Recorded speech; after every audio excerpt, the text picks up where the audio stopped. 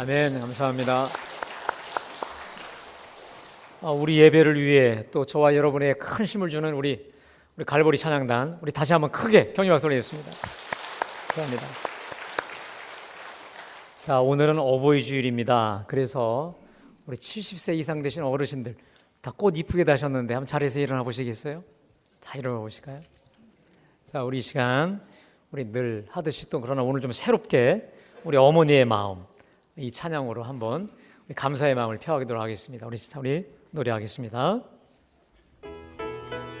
제가 우리 지금 서 계신 우리 어르신들을 보니까 인간적으로 육신의 우리 자녀들을 키우시기 위해 일평생 고생하신 분이시기도 하고 우리 갈보리 재단을 위해서 밤마다 또 새벽마다 눈물로 기도하시는 그 주인공들이시네요. 너무 고맙습니다. 감사합니다.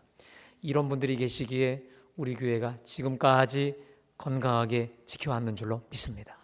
그리고 앞으로 더 힘차게 부흥될 줄로 믿습니다. 우리를 이렇게 위해서 기도해 주시고 또 길러주시고 이렇게 교회를 사랑해 주시는 본을 보여주셔서 너무 감사합니다. 우리 크게 박수 드리겠습니다. 감사합니다. 감사합니다. 앉으시죠. 할렐루야. 여러분, 오늘은 저에게 좀 특별한 날이네요. 제가 담임 목사로 취임하고 첫 주입니다. 여러분, 첫 주 주일이에요. 저에게 의미가 있겠죠? 저만인가요? 여러분들도 그렇지 않은가요? 네, 여러분들 지난주에 담임 목사 취임 예배 예식을 위해서 여러분들이 너무너무 수고해 주시고 헌신해 주셔서 아주 은혜 가운데 사고 없이 또 아주 기쁘게 잘 치러 주시게 되었어요. 여러분, 제가 여러분을 대표해서 여러분께 감사의 한번 인사 한번 드리겠습니다.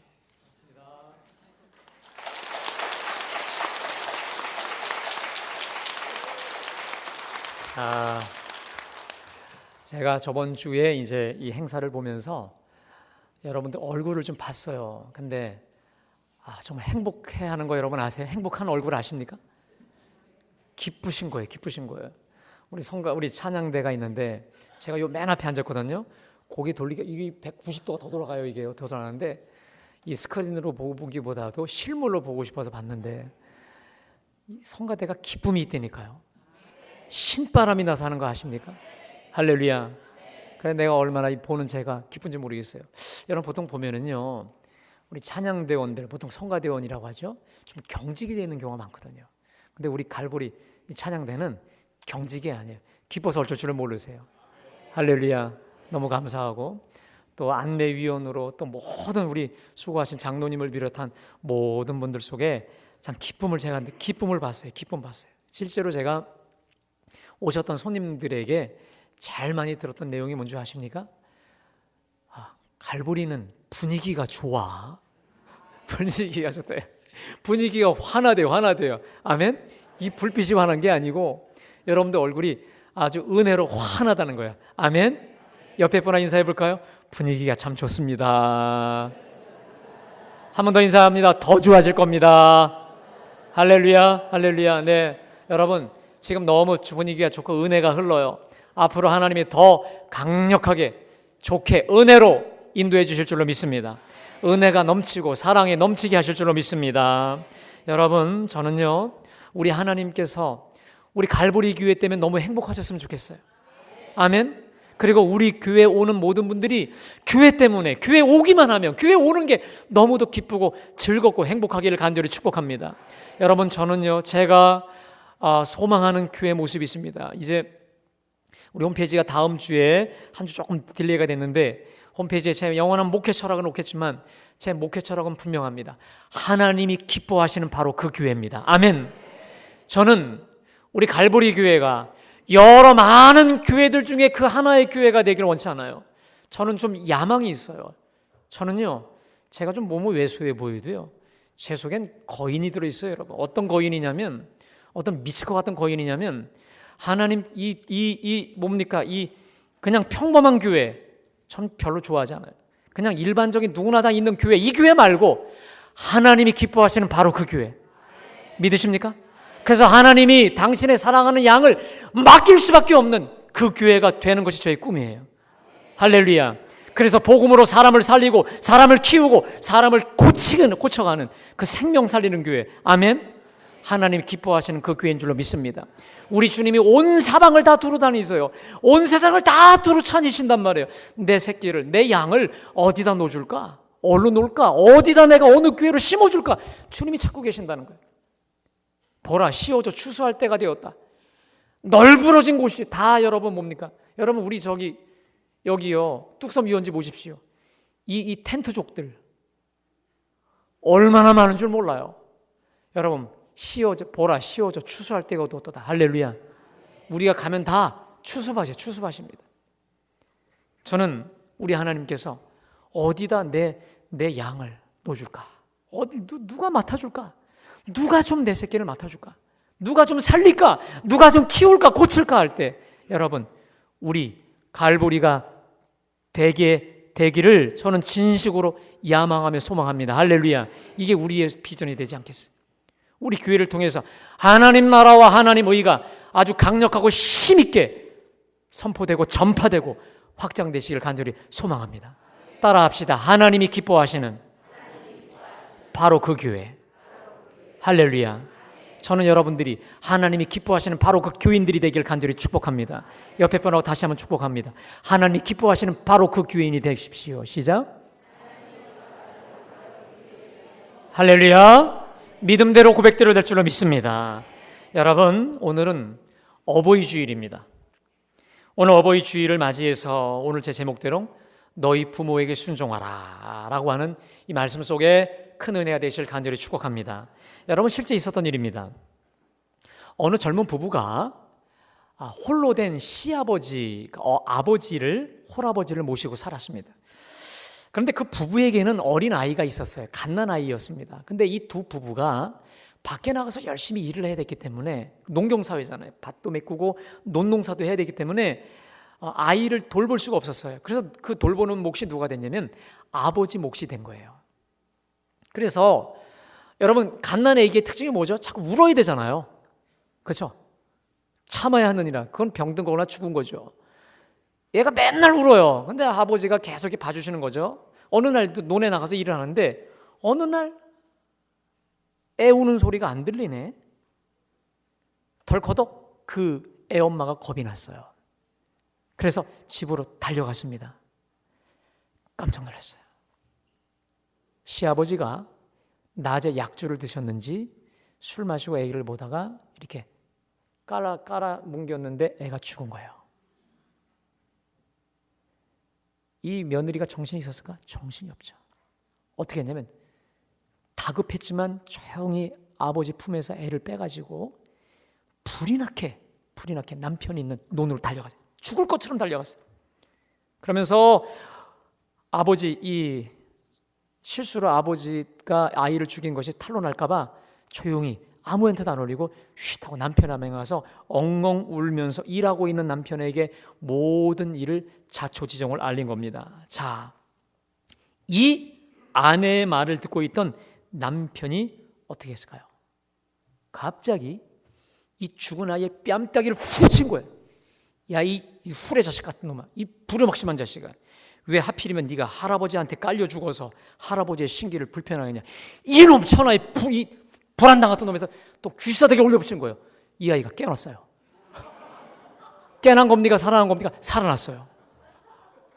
애가 그냥 깨버려요. 저는 두 가지로 해석해요. 죽었는데 효심을 보고 살려주신 것 같기도 하고, 아니면 정말 깨어났고. 이 소문이 임금님에게까지 올라갔습니다. 그래서 이 두 부부를 효자효부라고 큰 포상을 내리고 그 지역을 이름을 바꿨습니다. 효자동이라. 그래서 서울 종로구 효자동이 그렇게 생긴 겁니다. 이 자식 아니야. 후려친 거예요.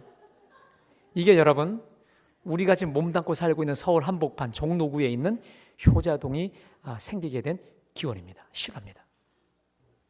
여러분, 저는 우리 갈보리 재단이 효부와 효자들로 넘치는 재단이 되길 간절히 축복합니다. 그러니까 우리 교회는 효자들만, 효녀들만, 효부들로만 가득한 우리 교회로 소문나게 되길 간절히 축복합니다. 여러분, 우리 주님이 오늘 그 비결을 알려주셨어요. 여러분, 오늘 제가 드리는 이 말씀을 잘 들으시고 이 말씀대로만 순종하면 우리 모두가 다 정말 소문난 뛰어난 효자와 효부와 효녀가 될 줄로 믿습니다. 참고로 저희 어머니가 제 설교를 몇 번이나 들으시거든요. 참 제가 오늘 설교 준비하면서 자신이 없어요. 어머니 저를 좀 이해해 주십시오. 잘할게요. 제가 사실 저도 부족한데 말씀 앞에서 저를 제가 비추어 보면서 저도 제가 많이 회개하고 이렇게 해야 되겠구나 했어요. 여러분, 그 비결이 바로 효녀와 효부가 되는 방법은 부모 공경에 있는 줄로 믿습니다. 자, 그러면 여러분, 우리가 이런 질문을 던질 수 있습니다. 부모에게 순종하라, 공경하라? 이거 여러분 교회에서만 듣나요? 밖에서 지금 여러분 5월달은요 효도 관광이니 뭐 경로잔치니, 이번에 우리 수요일 날도 우리 교회에서 여러분 자양 3동 300명 400명 되는 어르신들을 초청잔치를 했거든요.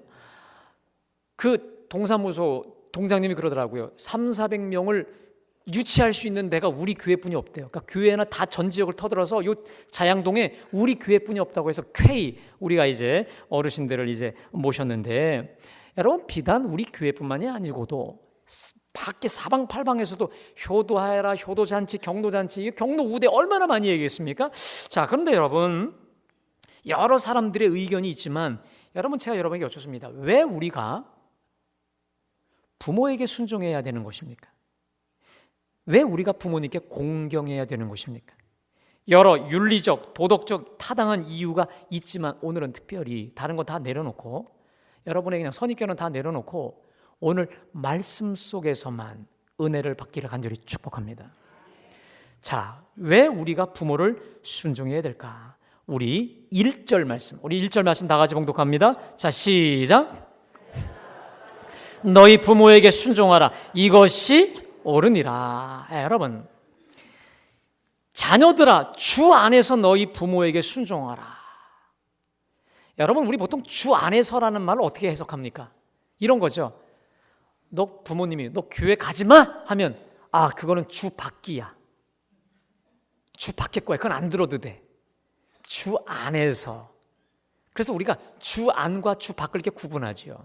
여러분, 원래 그 의미가 아니에요. 그건 우리식이고 그 뜻이 아니고, 주 안에서라는 말은 이런 뜻입니다. 원래 원어적 말로 말하면 내가 주 안에 있다면, 아멘, 내가 하나님의 사람이라면, 내가 예수를 그리스도로 믿고 예수를 나의 구세주라 믿고 살아가는 크리스찬, 하나님의 사람이라면 부모에게 순종하라.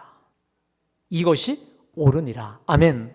옳다는 말은 이것이 맞다, 이것이 나의 뜻이다, 이것이 나를 기쁘게 하는 것이다라는 거예요. 그래서 골로새서 3장 20절에는 이렇게 말씀합니다.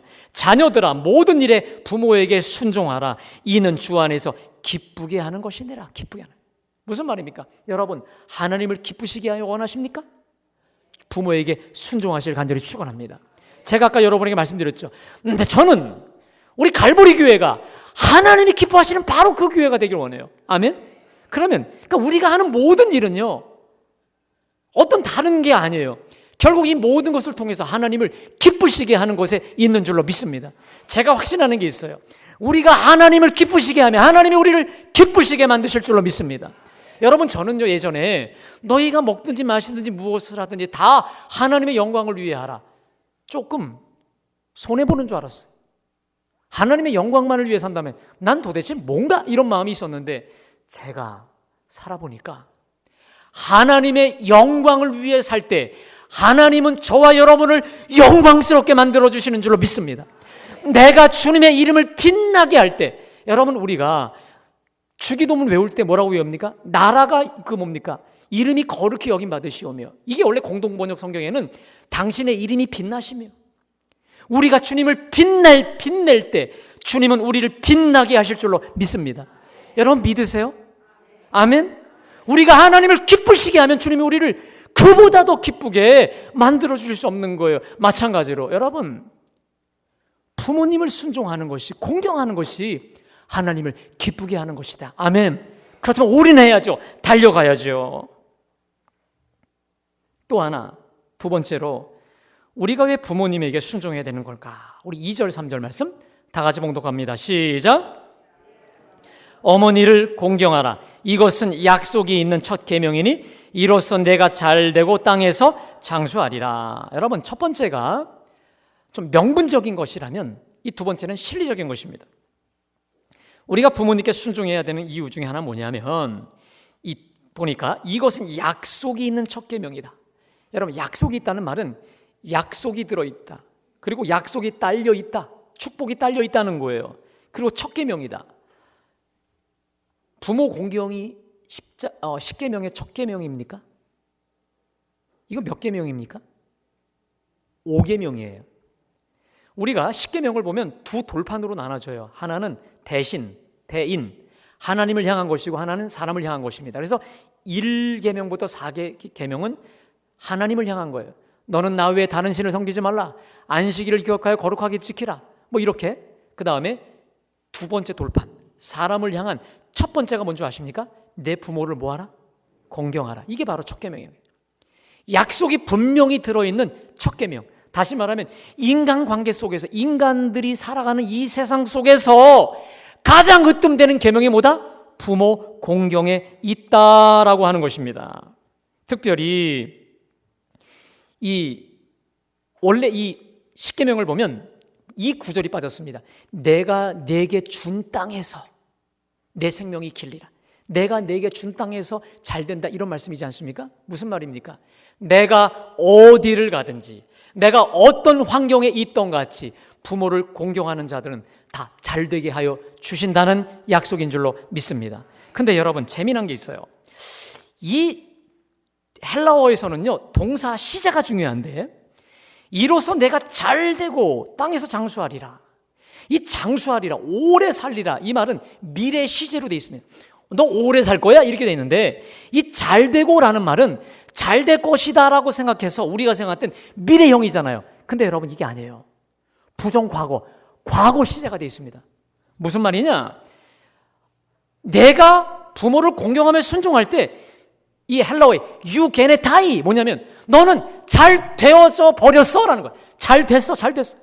이미 끝나버린 거예요. 상황이 종료된 거예요. 잘 될 게 아니라 이미 그 자체로 잘 되어져 있다라는 말씀인 줄로 믿습니다. 끝난 거예요. 잘 된 게 이미 끝나버려서 잘됨과 형통과 축복을 이미 누리고 있고, 누릴 것뿐만이 아니라 이미 그 자체가 축복이라는 거예요. 여러분, 물질적으로도 영적으로도 진정한 하나님의 축복과 은복 속에 모든 것에 형통하게 풀어주신다는 약속의 말씀인 줄로 믿습니다. 여러분, 그러면 이런 생각을 할 수 있어요. 부모를 공경하라, 부모를 순종하라. 어떻게? 어떠한 마음으로?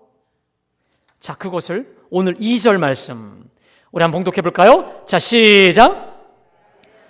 어머니를 공경하라. 이것은 약속이 있는 첫 계명이니. 따라합시다. 내 아버지와 어머니를 공경하라. 아멘. 자, 여러분 여기서 이 공경, 오늘 제 설교의 가장 중요한 단어가 될 것 같습니다. 공경이라는 단어에 여러분 펜 있으면 동그라미 하십시오. 이 공경이라고 하는 단어가요, 원래 헬라어 단어에 티마오라는 단어입니다. 근데 이 단어의 뜻이 뭐냐면 높이 평가하다, 가치를 두다, 무게를 두다, 이런 뜻입니다. 그래서 이 공경이라고 하는 사전적 의미가 이런 거죠. 몸가짐을 조심스럽게 해서 공손히 잘 떠받들어 모신다, 이런 뜻인데, 여러분 이 티마오라고 하는 이 헬라어 단어를 원래 이 히브리어로 재번역을 시키면 이게 카바드라는 단어예요. 카바드. 이게 뭐냐면요, 원래 이게 의학적 용어입니다. 우리 몸속에 있는 오장육부, 내장, 특별히 간장, 심장, 특별히 이 간장을 뜻할 때 말이에요. 간. 그러니까 이 카바드라는 단어는 뭐냐면 이런 거예요. 내 몸속에 가장 중요한 간처럼 귀하게 여긴다, 무게 있게 여긴다라는 거예요. 그러니까 오늘 1절에 보면 자녀들아 주 안에서 너희 부모를 순종하라고 되어 있습니다. 순종하라? 그리고 오늘 2절에 내 부모를 공경하라. 자, 이 순종과 공경이 연결이 되는데 이런 겁니다. 내 어느 사람이 부모님께 잘 순종해, 말하는 대로 잘 따라. 그런데 뭐가 빠지면 안 된다는 거예요? 공경이 빠지면 안 된다는 거예요.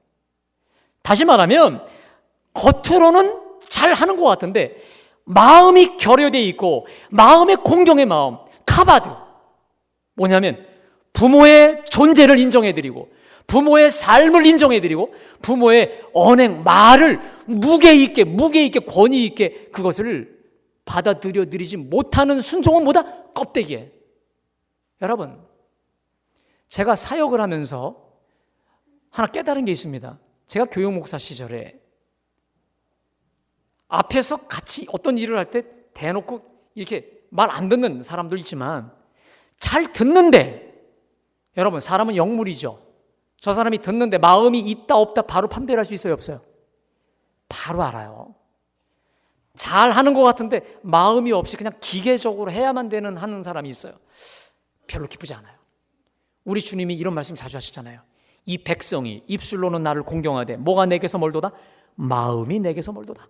마음이 카바드, 나를 신뢰하고 나를 의지하고 나를 정말 무게 있게 여기는 그 공경의 마음이 빠진, 그건 껍데기, 시체, 아무것도 아니라는 거예요. 영혼이 없는 몸처럼 아무것도 아니라는 거예요. 마찬가지로 여러분, 아버지와 어머니를 순종하되 카바드, 그 권위를 인정하고 정말 무겁게 귀하게 그런 여기는 그런 그 마음 뭡니까? 마음의 순종.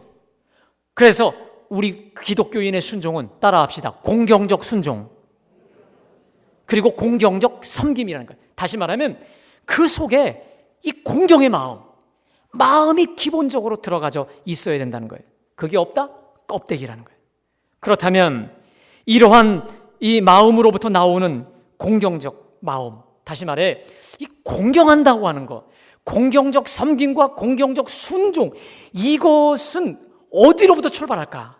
그것은요, 부모의 권위를 인정해 드리는 것으로부터 출발하는 것인 줄로 믿습니다. 그러니까 다시 정리하면 진정한 순종을 위해선 진정한 공경의 마음이 필요하고, 진정한 공경의 마음이 함께 가려면 부모를 부모로서 인정하는 권위, 부모의 권위에 대한 순복이 첫 번째라고 하는 것이죠. 그래서 부모 공경, 부모 순종의 가장 첫 번째는 부모의 권위를 인정하고 순복하는 데서 출발하는 줄로 믿습니다. 여러분, 이런 겁니다. 누가 나의 부모를 나의 부모 되게 하셨을까요? 여러분, 여러분이 선택한 겁니까? 부모가 선택한 겁니까? 누가 만나게 하신 거예요? 하나님께서 우리를 그분의 부모의 그 자식으로, 또 그분을 나의 부모로 세워주신 거예요. 전지전능하신 우리 하나님께서, 나를 나보다 더 잘하신 하나님께서 그분을 나의 부모가 되게 하셨고, 이분들을 나의 부모로 세워주신 거 아니겠습니까? 그래서 순종의 제일 첫 번째 가장 중요한 것은 우리 하나님 주신 이 권위를 인정하는 것으로부터 출발한다는 거예요. 그리고 실제로 우리 하나님은 이 질서와 권위, 이것에 철저히 순복기를 원하시는 하나님이신 줄로 믿습니다. 여러분, 우리가 이 부모 공경과 관련해서 유대인들에게 좀 배울 필요가 있습니다. 유대인들의 윤리 행동 철학 중에 아주 중요한 철학이 하나 있습니다. 그게 뭐냐? 부모는 하나님 다음이라는 말이 있습니다. 부모는 하나님 다음이다. 그래서 부모에 대한 공경을 하나님에 대한 공경으로 그들은 동격으로 이해합니다. 근데 그 이유가 있습니다. 들어보세요. 한 사람이 태어날 때 어떻게 작용이 돼야 됩니까? 첫 번째, 누가 나게 하셔야 되죠? 하나님이 나게 하셔야 되죠. 자, 그 다음에 또 누가 연합합니까? 아빠하고 엄마, 부모가 연합을 하잖아요. 그러니까 유대인들이 생각할 때 이겁니다. 하나님 그리고 부모, 이 세 존재가 연합해서 이 땅에 너가 태어나지 않느냐. 그러니 그들에게 있어서는 부모 공경은 곧 여호와를 공경하는 것과 이게 떨어질 수가 없다라고 하는 거예요. 이걸 뒤집어 얘기하면 부모에 대한 불경은 곧 하나님에 대한 불경이다 라고까지 그들은 그렇게 얘기합니다. 그래서 심지어 들어보세요. 부모가 악할 때는 어떻게 하냐? 악할지라도 그 부모의 권위를 인정한다. 부모가 악한 자라도 그 부모에게 대한 공경은 지속되어져야 된다라는 거예요. 근데 이런 건 있습니다. 근데 그 부모가 율법, 토라 이걸 지키지 말라고 해. 이걸 거부해. 그때는 어때? 그때는 그건 거부하는 거죠. 그러나 인격적으로 또 뭡니까? 성품적으로 흠이 있는 부모, 때로 악할지라도 네 부모다라고 하는 것이죠. 근데 여러분, 이런 사회 여러 종교 심리학자들이 유태인의 이걸 좀 분석을 해봤어요. 왜 유태인들이 이렇게, 특별히 성경의 저자들도 내 부모를 공경하라 하면서 부모 공경을 강조했을까? 근데 이게 여러 가지 이유가 있겠는데, 그것은 단순하게 한 집에서의 평안함뿐만이 아니라 이것은 사회적 문제였다. 사회적. 그 사회가 안정되고 평화로울 수 있으려면 그 출발이 바로 부모 공경에서부터 시작된다는 겁니다. 이런 겁니다. 가정에서 권위를 배운 자만이 가정 밖의 사회에 나가서도 권위자에게 순복할 수 있다라고 하는 거예요. 여러분 생각해 보십시오. 집안에서 부모에게 순종함을 배우지 못한 사람이 어찌 이 세상의 어느 조직에 들어가 제대로 순종할 수 있을까요? 가정에서 부모의 권위에 순복을 배우지 못한 사람이 어찌 교회 밖에, 가정 밖에 권위자의 명령에 순복할 수가 있겠습니까? 그래서 가는 곳마다 문제를 일으킬 수밖에 없는 거 아니겠습니까? 그래서 우리 옛 선현들은 이런 말을 잘 썼어요. 가화만사성이다. 이게 무슨 말입니까? 집안이 화목하고 집안에 질서가 있어야 만사가 형통하다라고 하는 말을 통해서 집안에서의 화목과 질서가 곧 국가의 질서와 화목으로 직결된다라고 말하지 않았습니까? 제가 어릴 때 그냥 집에서 읽었던 책 중에 몰랐는데 그게 베스트셀러였더라고요. 못나도 울엄마라고 하는 책, 얼떨결에 읽었던 책이 있어요. 이런 거예요. 잘나던 못나던 없던 간에 내 엄마니 그 자체로 소중하고 귀하다. 아멘. 예, 저는 오늘 본문이 딱 그 말씀이라고 봐요. 사랑하는 여러분, 오늘 하나님께서 우리에게 분명히 말씀하십니다. 내 아버지와 어머니를 공경하라. 왜? 내가 너를 너보다 더 잘 아는 나 여호와가 너에게 세우신 나의 권위자라는 거예요. 아멘? 그래서 그를 카바드, 간처럼 무겁게 가치롭게 무게 있게 여겨서 그의 존재를, 부모의 존재를, 부모의 삶을, 부모의 언행을, 특별히 말을 조심하게 무겁게 듣고 순종하라는 것이에요. 이것이 옳으니라. 그리고 나는 이것을 기뻐하노라. 내가 주 안에 있느냐? 내가 하나님의 사람이냐? 그러면 반드시 부모를 순종하라. 나는 이것을 기뻐하노라 말씀한 줄로 믿습니다. 여러분, 제가 말씀을 준비하다가 왜 이렇게 룻이 떠올랄까요? 룻, 현숙한 여인 룻. 여러분, 룻은 성경 속에서 성경상의 현숙한 여인의 대명사입니다. 그리고 이 여인은 가장 불행한 환경 속에서 인생을 역전시킨 인생 역전의 주인공이 아니겠습니까? 그 형통의 비결이 무엇이었을까? 여러분, 이 룻은요 원래 이방인이었습니다. 하나님을 모르던 여인, 모압 여인이었습니다. 그런데 이 여인이 우연히, 그게 우연이 아니죠. 하나님 은혜로 나오미 집안을 만나죠. 유다 베들레헴에서 살기 어렵다고 해서 모압 이방 땅으로 망명해서 온 이 이민해 온 이 가족들을 만납니다. 그런데 이 집안에 불행이 생기죠. 결혼한 지 얼마 안 돼서 자기 남편이 죽고, 시아버지가 죽고, 동서의 또 남편이 다 죽어요. 남자들이 다 죽어요. 그래서 시어머니, 윗동서, 자기 세 여인만 남게 돼요. 이제 나오미가 결심을 하죠. 여기 있다간 다 죽겠다 싶어서 다시 고향 땅으로 돌아가기로 결심을 하죠. 근데 가만히 생각해 보니까 내가 가서 혼자 사는 건 문제가 안 되는데 이 두 며느리들이 너무 이쁘고 그리고 너무 착해요. 그리고 너무 나이가 젊어요. 나와 함께 따라가면 아무런 낙이 없는 걸 알게 됐어요. 그래서 이 두 며느리에게 말합니다. 너희는 나 따라봐야 아무 소망이 없어. 내게 무슨 또 누굴 날 수 있는 능력도 안 되고 가라. 자, 이때 이 두 며느리들이 공통적으로 우리는 어머니를 떠나지 않겠습니다. 그때 계속 얘기합니다. 가라! 나에겐 소망이 없다. 자, 그때 윗동서였던 오르바는 결국 떠납니다. 그런데 이 오르바도 착한 여인이었어요. 결국 떠나고 나서 누가 남냐? 룻이 남습니다. 나오미가 또 말합니다. 떠나라, 가라. 넌 여기 있어. 나와 함께 있을 때는 아무 소망이 없다. 그때 룻이 아주 굳게 결심을 하면서 어머니를 따라가기로 하죠. 그게 바로 룻기 1장 16절에서 17절까지 말씀입니다. 우리 함께 다 같이 묵독할까요? 자, 시작. 내게 어머니를 떠나며 어머니를 따르지 말고 돌아가라 강권하지 마옵소서. 어머니께서 가시는 곳에 나도 가고 어머니께서 머무시는 곳에서 나도 머물겠나이다. 어머니의 백성이 나의 어머니가 백성이 되고 어머니의 하나님이 나의 하나님이 되시리니 어머니께서 죽으시는 곳에서 나도 죽어 거기 묻힐 것이며 만일 내가 죽는 일 외에 어머니를 떠나면 여호와께서 벌을 내리시고 더 내리시기를 원하나이다 하는지라. 아멘. 여러분 참 신기하죠. 똑같은 말씀인데 그때는 잘 이게 안 보였는데 여러분 이 구절에 어머니라는 단어가 몇 번 나와요? 거의 10번 이상 나와요. 어머니 이게 뭐예요? 지금 무일푼이에요. 아무것도 없어요. 땅도 없고 돈도 없고 아무것도 어떤 미래와 소망도 없는 사람이에요. 그런데 어머니 뭡니까? 어머니의 권위를 인정하지 않습니까? 할렐루야. 어머니 하나님이 어머니가 가시는 곳에 어머니의 사람이 어머니의 백성이 계속 어머니예요.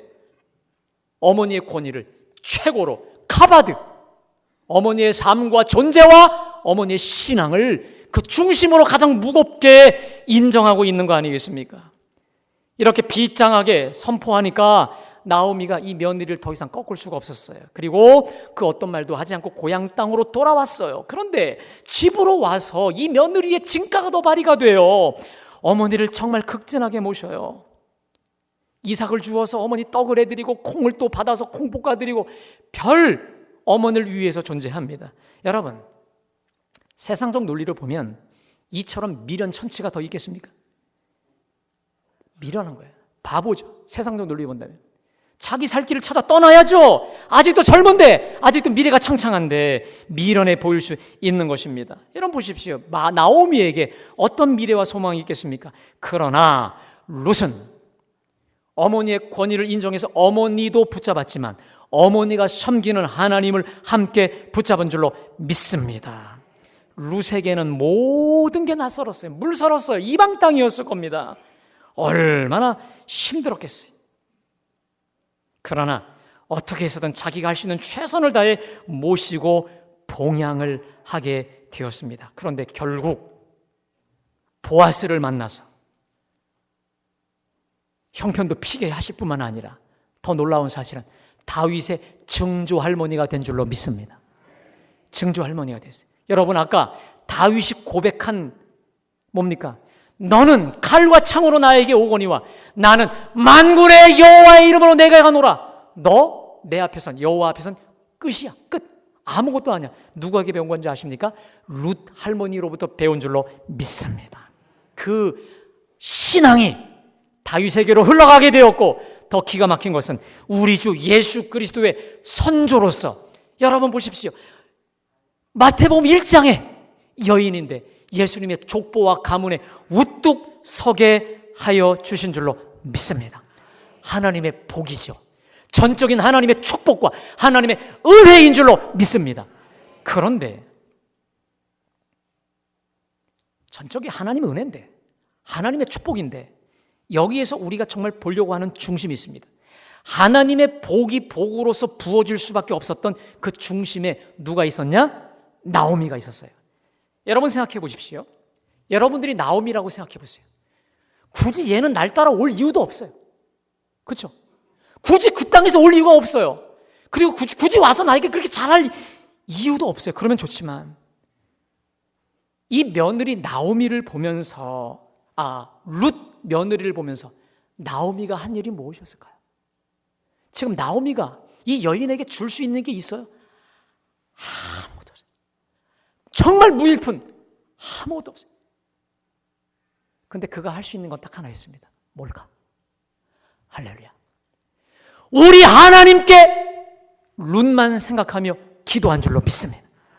하나님, 저 이쁜 며느리를, 저 아름다운 저 며느리 그냥 두실 겁니까? 나는 이만큼 살 만큼 살았는데 나는 이제 여기서 끝나면 상관없는데 쟤는 안 되지 않아요?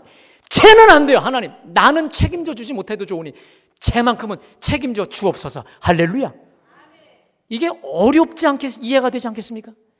내가 나오미여도 나는 음복 못 받아도 하나님, 쟤는 제발 복 주시고 형통케 하시고 시온의 대로가 활짝 열려지게 하여 주옵소서.